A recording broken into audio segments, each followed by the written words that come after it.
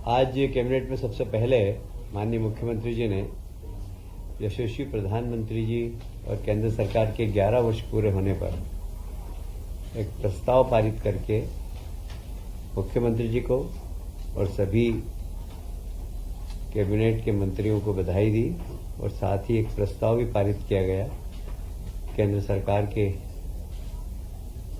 प्रशंसा में कि 11 साल में जो देश में आर्थिक प्रगति हुई है, सामाजिक प्रगति हुई है, सांस्कृतिक प्रगति हुई है और जो 4 हमारे खास प्रमुख बिंदु हैं किसान, महिला, युवा,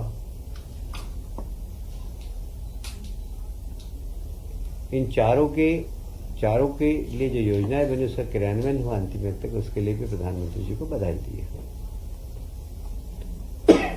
माननीय राष्ट्रपति जी 19 जून को मध्य प्रदेश आ रहे हैं। आप सभी जानते हैं कि हमारे माननीय गवर्नर साहब मंगू भाई पटेल जी हमारे जितने भी ट्राइबल क्षेत्र में सिकल सेल की बीमारी है उसको लेकर माननीय मुख्यमंत्री जी और गवर्नर साहब दोनों ने बहुत प्रवास करके कैसे सिकल सेल की बीमारी से आदिवासी भाई हमारे बचें, उनका इलाज कैसे हो, इस दिशा में काफ़ी लंबे समय से काम चल रहा है। विश्व सिकल सेल दिवस पर राष्ट्रपति जी उस दिन अपना मार्गदर्शन देंगे और इस क्षेत्र में काम करने वाले सभी कार्यकर्ता, एनजीओस इनको धन्यवाद भी देंगे।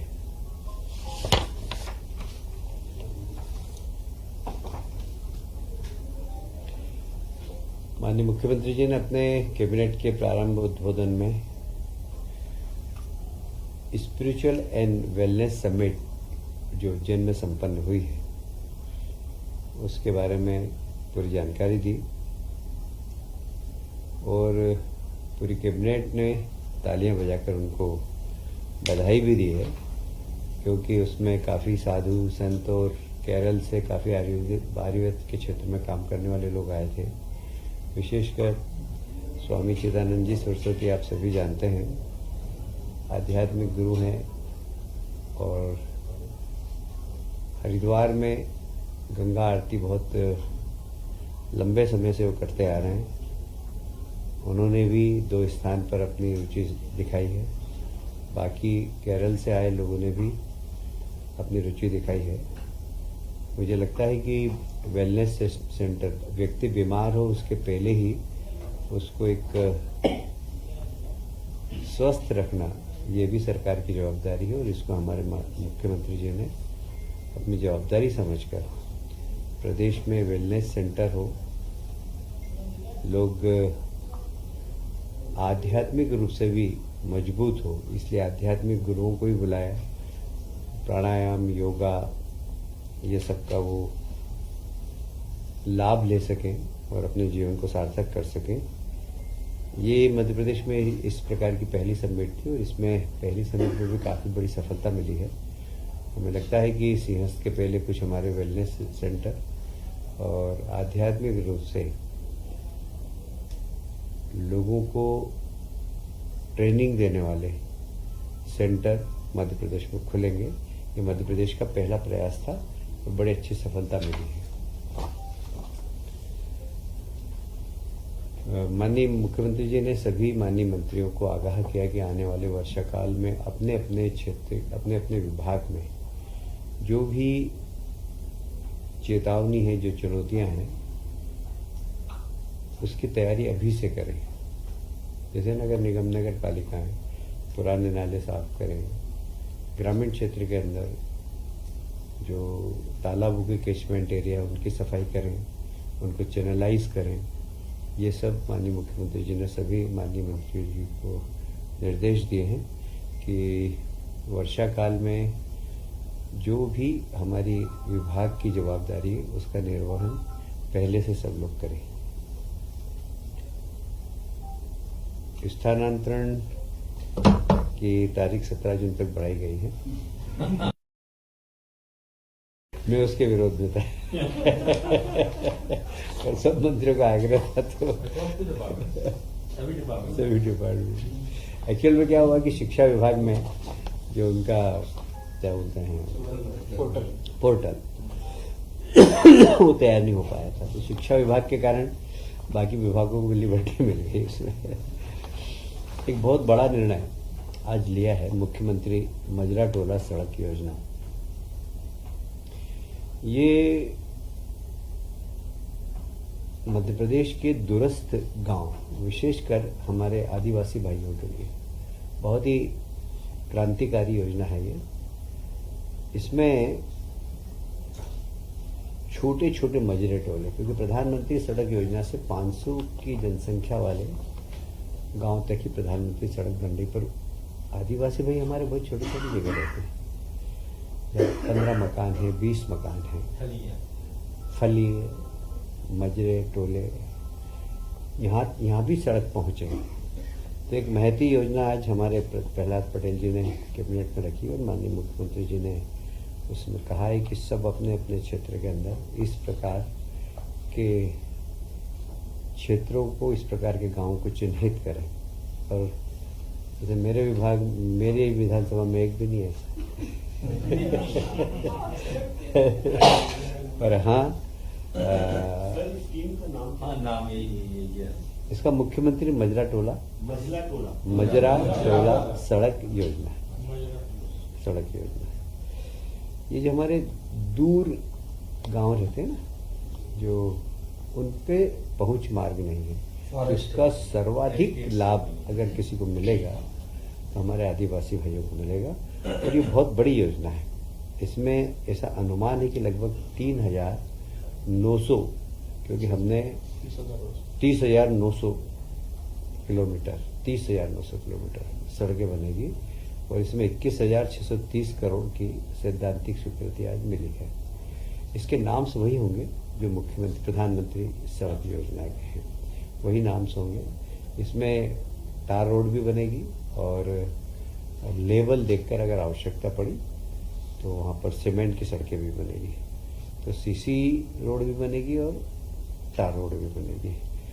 इस योजना की विशेषता ये है कि इसमें लगभग जो अभी सर्वे हमारे पास है, तो इसमें बसाहटें 20,600 है। और बसाहटों से मतलब ये है कि ऐसी बसाहट जो 600 वर्ग मीटर से क्षेत्रफल, तो जिसमें 20 आवास, अगर 20 आवास का भी गांव होगा और 100 प्लस जनसंख्या, वास्तविक स्थिति इसकी है, और 50 मीटर दूरी से यदि 12मासी सड़क नहीं हो तो वो गांव एलिजिबल होगा। ये बहुत ही महत्वपूर्ण और महती योजना है। इसमें निश्चित रूप से 80% मुझे लगता है कि सिर्फ और सिर्फ ट्राइबल भाइयों को ही इसका लाभ मिलेगा। यह बसाहट स्टेट गवर्नमेंट, बसाहट की जनसंख्या की घटते क्रम पर विधानसभा और क्षेत्रवार में इसमें काम होगा। इसमें एक सलाहकार समिति होगी, कलेक्टर साहब और माननीय सांसद, क्षेत्रीय जनप्रतिनिधि, ये सब बैठ कर तय करेंगे और एक परामर्श दाती समिति रहेगी हर जिले के अंदर, जो कि गाँवों की जनसंख्या के अनुरूप अपना सुझाव देगी और उसी क्रम में गांव में सड़कें बनने का काम होगा।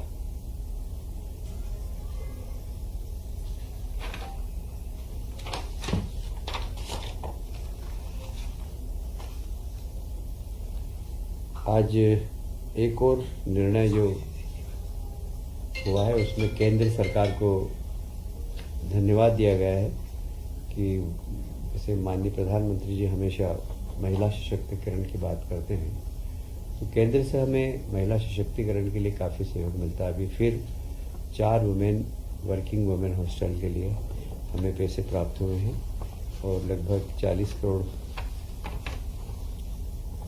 59 लाख रुपए। इसमें लगभग 350 सीट्स की वुमेन हॉस्टल्स बनेगी। इसका संचालन पीपीपी मोड पर होगा, क्योंकि इसका संचालन सरकार स्वयं नहीं करेगी, वहाँ के इंडस्ट्री एसोसिएशन को दे सकती है या किसी को भी जो इसको चलाना चाहेगा उसको देंगे हम लोग। और यह 4 स्थानों पर बन रही है, झाबुआ, सिंगरौली, देवास और नर्मदापुरम। ये चारों इंडस्ट्रियल एरिया है। अभी यहाँ पर चारों मिली, इसके पहले आपने शायद मालूम होगा आपको, पीतमपुर में हमने एक बड़ी वुमेन हॉस्टल बनाई है। हम जितने भी इंडस्ट्रियल एरिया है वहाँ सब वर्किंग वुमेन हॉस्टल बनाने के लिए संकल्प करते हैं। एक और आज बहुत अच्छा निर्णय हुआ है। तुअर की दाल हमारे यहाँ बहुत कम होती थी, ज़्यादातर हम महाराष्ट्र से मंगवाते थे, तो उस पर मंडी टैक्स लगता था और इसलिए हमारे यहाँ की दाल मिल महाराष्ट्र जा रही थी, क्योंकि महाराष्ट्र में मंडी टैक्स लगता था उनको, फिर मध्य प्रदेश में मंडी टैक्स लगता था, इसलिए हमारे यहाँ की जो तुअर दाल के मिल महाराष्ट्र जा रहे थे। दाल मिल एसोसिएशन ने माननीय मुख्यमंत्री से निवेदन किया था कि हमें डबल मार पड़ती है मंडी टैक्स की, तो आप यदि ये छूट दे देंगे तो यहाँ से मिल ट्रांसफर नहीं होंगे। आज उसमें निर्णय लिया कैबिनेट ने कि जो महाराष्ट्र से भी दाल आएगी उस पर भी हम मंडी टैक्स नहीं लेंगे, जिससे हमारे यहाँ दाल मिल की संख्या बढ़े और दाल का उत्पादन भी बढ़े, दलहन का उत्पादन भी बढ़े। दोनों ही क्षेत्रों में फ़ायदा होगा। दाल मिल लगेगी तो लोगों को रोजगार मिलेगा और दलहन का उत्पादन होगा तो दलहन के भाव बहुत अच्छे मिलते हैं अन्य उत्पादन से। तुअर की दाल सबसे महंगी दाल मानी जाती है, तो हमारे किसान यदि तुअर की दाल बोएंगे तो उनको लाभ भी होगा। तो इसमें मिल भी खुलेंगे, रोजगार भी मिलेगा और हमारे किसान भाइयों को फ़ायदा भी मिलेगा। और फिर जब व्यापार होगा तो जीएसटी का संग्रहण भी राज्य सरकार को होगा। ऐसा नहीं कि राज्य सरकार को संग्रहण नहीं होगा, राज्य सरकार को भी फायदा होगा इसका। तो एक अच्छा निर्णय है ये, राज्य के हित का निर्णय है, किसानों के हित का निर्णय है, व्यापारियों के हित का निर्णय है और रोजगार देने वाला निर्णय है।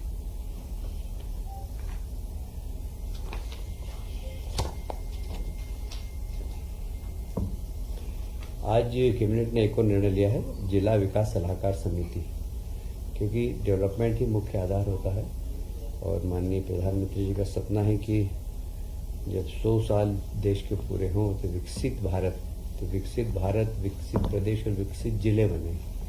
तो विकसित जिले बनाने के लिए जिला विकास सलाहकार समिति के आज कैबिनेट ने निर्णय लिया उसके गठन का हर जिले के अंदर, और उसके अध्यक्ष माननीय मुख्यमंत्री जी स्वयं रहेंगे, उपाध्यक्ष प्रभारी मंत्री रहेंगे।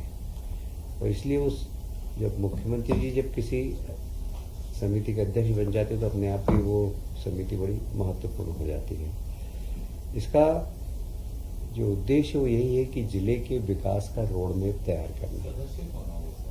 बताता हूँ, इसका रोड मैप तैयार करना और इसमें सभी जनप्रतिनिधि सदस्य होंगे, प्लस हर क्षेत्र के एक्सपर्ट भी रहेंगे इसमें, जैसे विधि क्षेत्र के होंगे, इंडस्ट्रीज के होंगे।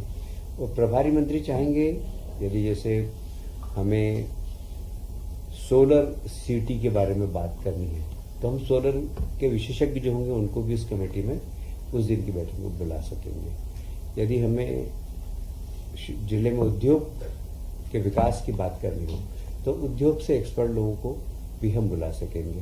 तो जनप्रतिनिधि रहेंगे, 20 प्राइवेट सदस्य रहेंगे और आवश्यकता पड़ेगी तो हम एक्सपर्ट्स को भी इसमें बुला सकेंगे। यह सलाहकार समिति होगी, यह सिर्फ अपनी सलाह राज्य सरकार को देगी और राज्य सरकार इनके सलाह को, जो कि जिले के विकास के लिए ज़रूरी होगा, आवश्यकता होगी तो फंड भी प्रदान करेगी जिले के विकास के लिए। तो जो सलाह मानने लायक होगी राज्य सरकार उसका अनुपालन करेगी। हाँ, रावत स्टोर्स लाए हैं स्कूल सीजन धमाका। बच्चे हो जाएंगे खुश। पुराने स्कूल बैग करें एक्सचेंज ब्रांडेड कंपनियों जैसे अमेरिकन टूरिस्टर, सफारी और स्काई के नए बैग के साथ एक आकर्षक एक्सचेंज ऑफर भी मिलेगा। पुराने लंच बॉक्स, बॉटल बदलें, मिल्टन के लंच बॉक्स और बॉटल के साथ 35 से 40% डिस्काउंट पर। मिल्टन सेलो मोडोवेयर के हॉट एंड कोल्ड बॉटल पर पाएं 30 से 35% तक का डिस्काउंट। मिल्टन की 1 लीटर की प्लास्टिक बोतल से लेकर 20 लीटर तक के कोल्ड वाटर जग पर पाएं 50% तक का ऑफ। इसके साथ ही गर्मियों के सीजन के लिए पाएं silicon ice tray, ice box, kulfi maker, ice cream ball और जूस ग्लासेस। तो देर न करें, क्योंकि ये सारे ऑफर्स चल रहे हैं सिर्फ 25 जुलाई 2025 तक। फ्री होम डिलीवरी की सुविधा। पता वही पुराना नोट करें, रावत स्टोर्स, चौक बाजार से कोतवाली रोड, पुराने उपभोक्ता भंडार की बिल्डिंग, यूनियन बैंक के ऊपर, छतरपुर।